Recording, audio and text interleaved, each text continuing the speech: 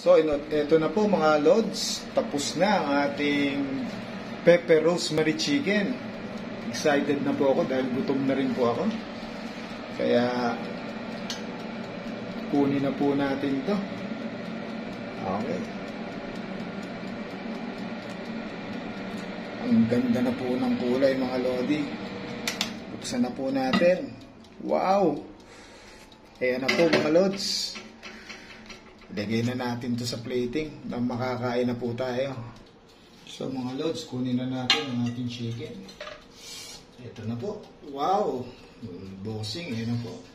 Ang bango po mga bossing. Napakabango ng ating pepper rosemary chicken. Tignan po natin yung kabilang side. Ibaliktad po natin mga bossing para makita natin kabilang side.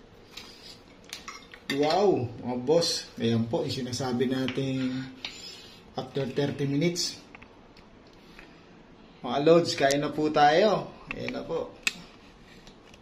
Panalo. So mga lods, ito na po ang ating pepper rosemary chicken. Napaka sarap po. Mabango, glazy. Ayan. Ang ganda po ng pagkaluto. Kain na po mga lodi.